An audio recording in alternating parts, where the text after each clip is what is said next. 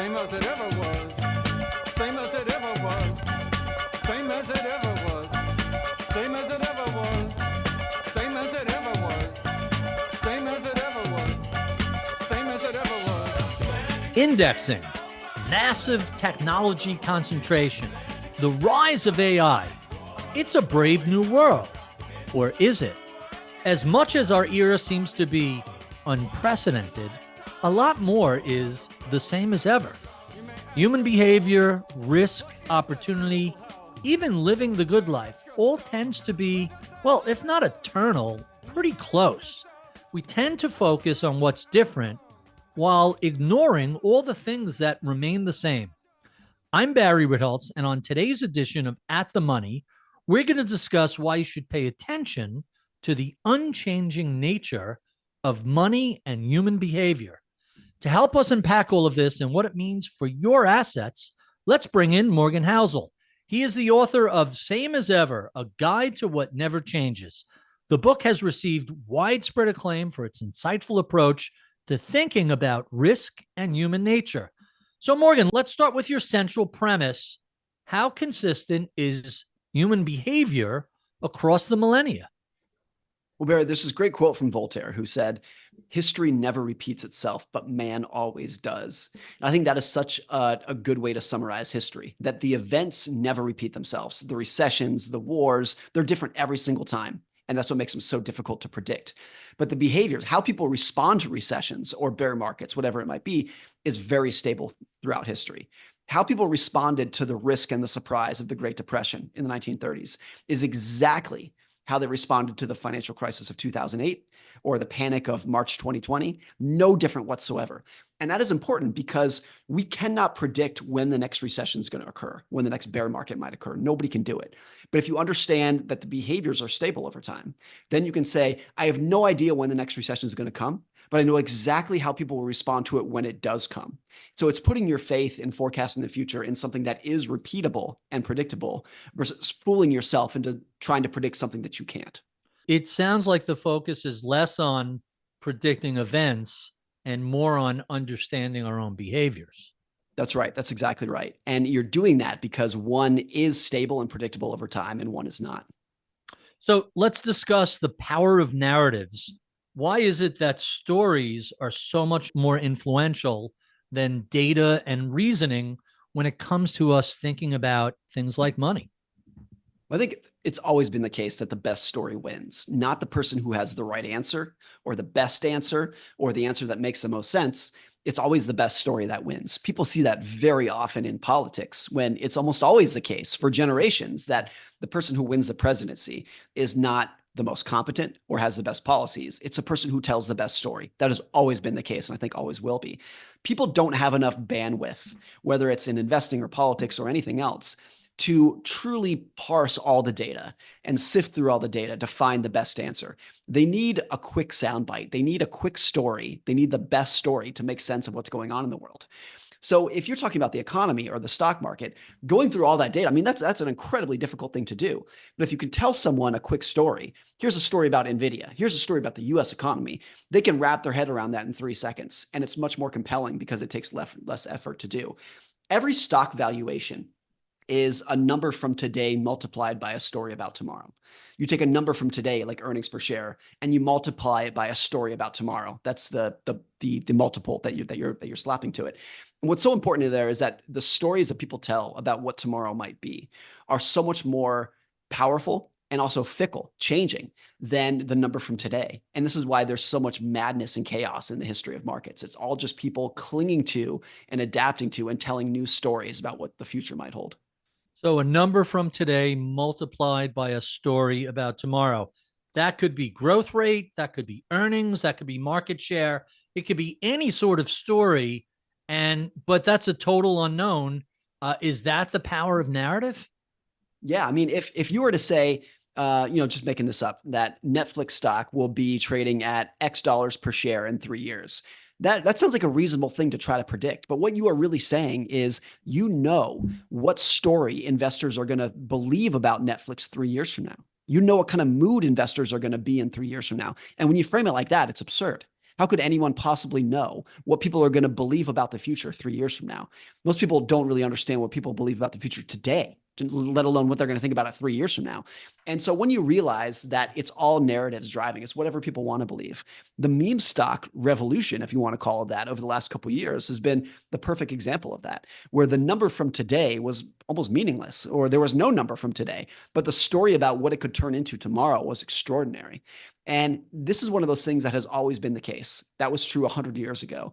It is so much more powerful today when social media allows the number of stories and the power of those stories to proliferate in a way that we've never seen. Really fascinating. So let's talk about the nature of risk.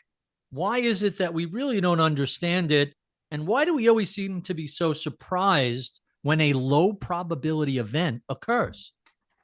I think, look, if there is a 1% chance of a very bad recession in the next year, and a 1% chance of a very bad pandemic, and a 1% chance of a war, and a 1% chance of a natural disaster, going down the list, well, the odds that any one of those will occur are very low, but the odds that at least one of them will occur are pretty good.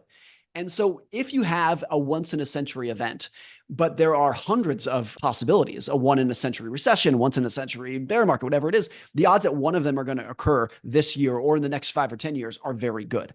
So this is why we are constantly surprised when there are big risks. So I've been an investor for 20 years. You've been investing for longer than that. But what's happened in the last 20 years? Well, it was the aftermath of 9/11 and the war in Iraq, and then Lehman Brothers, and now COVID. In 20 years, you've had like 5 once in a century events. And I think that'll be the case going forward as well over the next 20 years. I think we'll have 5 or 10 or maybe more events that are easy to call once in a century events. But since there are so many different versions of it, they tend to happen much more frequently than we'd like to believe. You know, we need a new name for these once in a century events that we get every 5 to 10 years, to say, That's right, to say the least. So I'm glad you're putting this into a historical context. How can we better understand history to both comprehend what's going on today and to conceptualize what might happen tomorrow? There's this great quote that I love that says, everything feels unprecedented when you haven't engaged with history. So if you're not a student of history, then every morning you wake up and read the news and it feels like this is the first time it's happening. This is the first bear market. This is the first recession. This is the first presidential assassination attempt, whatever it might be. If you're a student of history, you know that there have been a million different flavors of virtually everything that's going on today. And it's the same movie over and over again. It's a different cast of characters. It's a slightly different script, but it's the same movie again and again and again. That doesn't necessarily make things more comfortable because you deal with things that are painful in your own life, painful for other people, but you realize that it's not unprecedented, that this is the same thing. And that really pushes you towards understanding the behaviors of how people respond to these things versus trying to predict exactly what's going to happen next. If you understand how people respond to what's always occurred, then you have a good sense of how they're going to respond next time.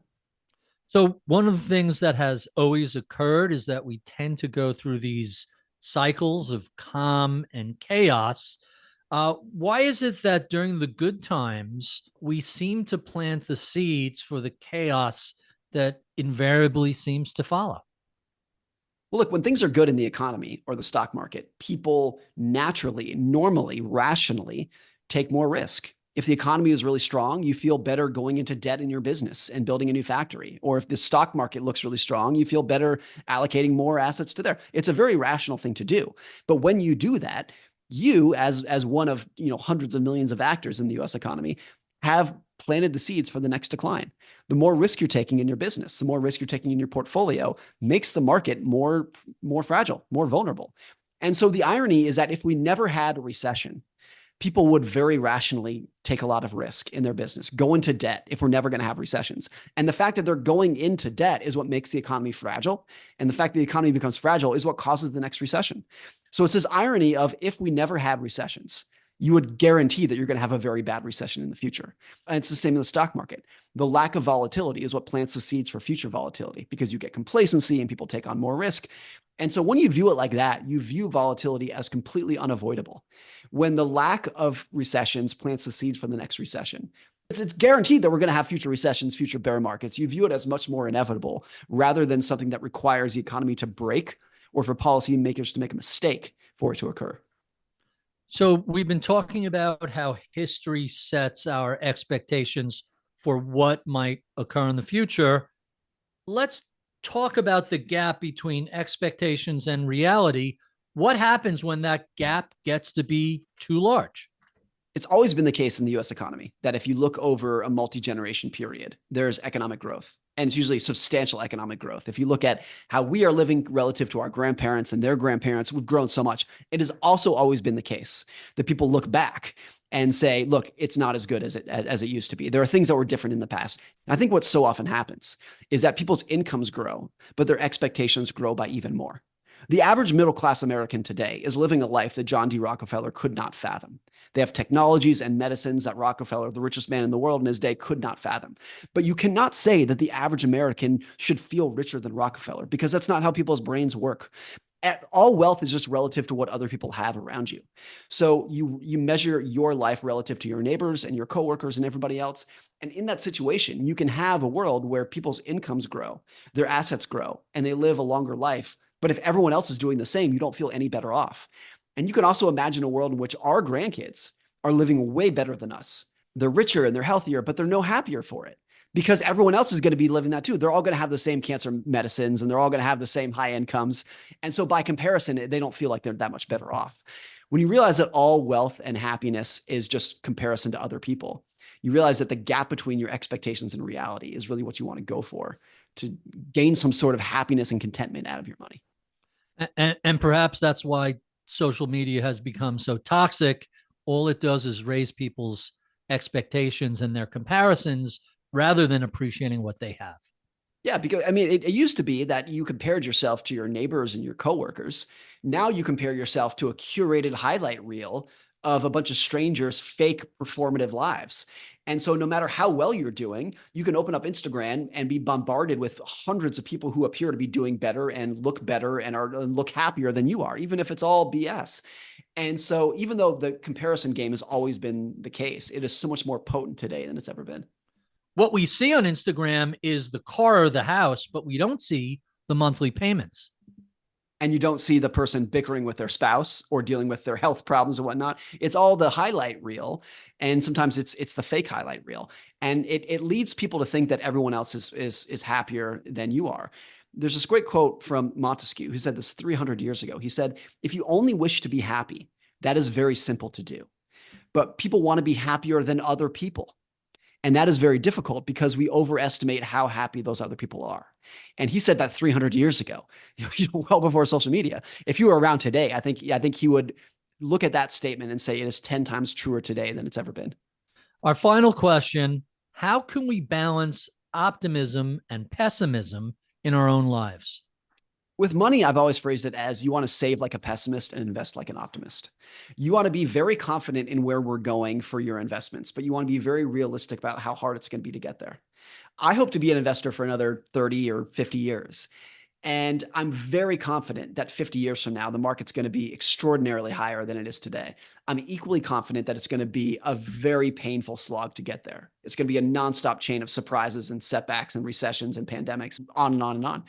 And so I think that's how you balance it too. Very optimistic on where you're going in the long run and very realistic about how difficult it's going to be to get there. So to wrap up, the world is changing faster than ever, and we tend to focus on each incremental, unprecedented action that takes place. We really should be focusing on all the things that are the same as they've ever been. I'm Barry Ritholtz. You're listening to Bloomberg's At the Money.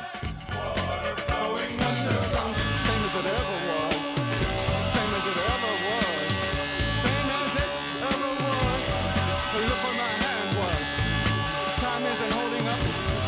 Time isn't after us.